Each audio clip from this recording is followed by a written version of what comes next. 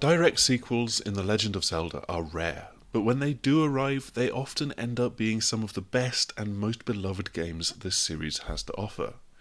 Following on from the transformative Breath of the Wild, The Legend of Zelda Tears of the Kingdom comes with huge expectations placed upon its shoulders, and it absolutely lives up to them. Before we really dive into this review, I know that many of you are going to be very wary of spoilers, so let's address that right up front. Given the nature of this game, we're going to discuss a lot of gameplay, abilities, and world building, but won't be going into who does what, where, and how, just the very broadest of strokes from this game's story. And additionally, for our video capture, the focus is on the opening stages of the game, though with a few illustrative clips from later on. Again, not really spoiling the story or too much of what has been transforming this world. But just beware that what is and isn't considered a spoiler is a very personal thing, so just go in eyes open. We are showing parts of this game to you. That out of the way, let's dive into the review. There are quite understandably a lot of parallels between Tears of the Kingdom and Breath of the Wild. After the opening moments that showed this new threat to Hyrule being unleashed, Link wakes up again once more on an island. The difference being that this isn't the Great Plateau, but rather the larger Great Sky Island that is floating up in the sky. Once again, you are depowered and are quickly given a handful of key new abilities that you'll use throughout the game. These are all completely new, the Sheikah Slate is gone, and they are in many ways utterly transformative for how you approach the adventure ahead of you. Ultra Hand lets you not just pick up and move certain objects around in the world, but also gives you the ability to fuse them together. Need a bridge? Well, let's glue these large wooden pallets together. Need a boat? Let's make a raft by cutting down some trees and attaching a sail. And if you want a car? Well, let's get back to that in a little bit. This same concept is then extended through a second ability. Fuse lets you attach world objects to your sword and your shield, adding their properties to them in the process and strengthening them up.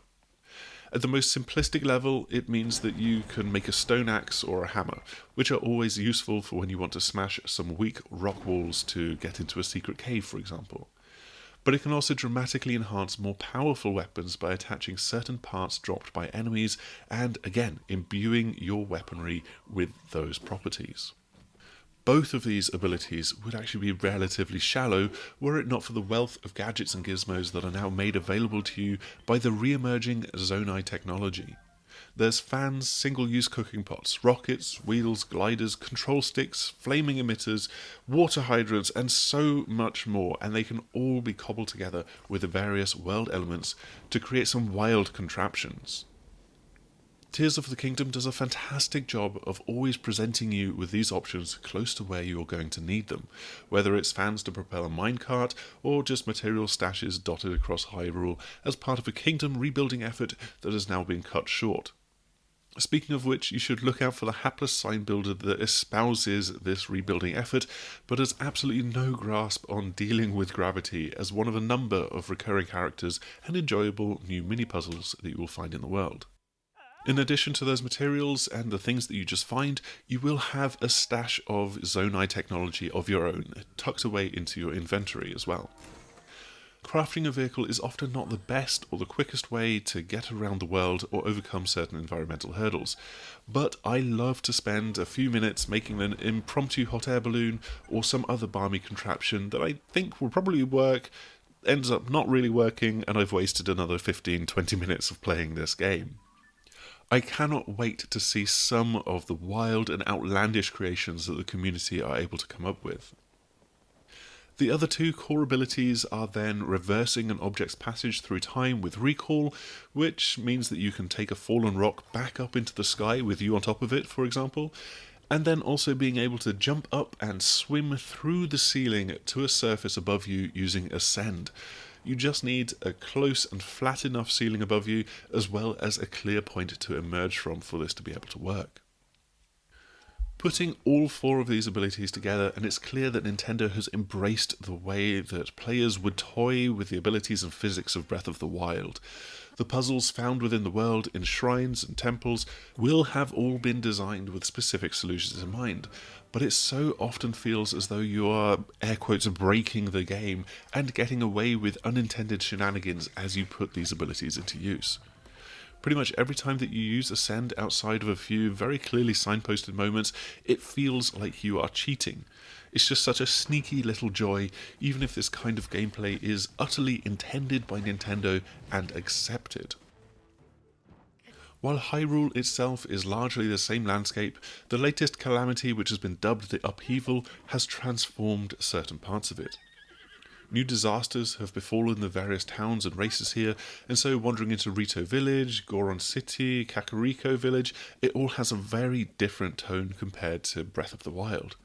It's a delight to see how characters have grown up, emerged into new roles after the events of Breath of the Wild, and how they are now facing the new blights and challenges to their lands. There's also those new heights and new depths to explore, expanding on this world in a sweeping fashion. So much of the game looks upward to the sky, from the way that the map revealing towers now work, shooting you up into the sky to paraglide back down, which, incidentally, is a sublime way to get to new places very quickly, as well as enabling you to quickly connect to the broken scraps of ancient structure and islands that are just hanging up there in the sky. In many ways, these Sky Islands and Hyrule feel as one because of how connected they are together, even if they are two layers on the world map. And in contrast, the underground realm feels completely separate and detached. Heading down below ground, you fall down blight-filled chasms that have been poked through Hyrule's surface, sending you into a world of inky darkness that you need to pierce with bioluminescent plants, food and elixirs that make you glow, and reaching to light-filled routes that act as kind of checkpoints down here.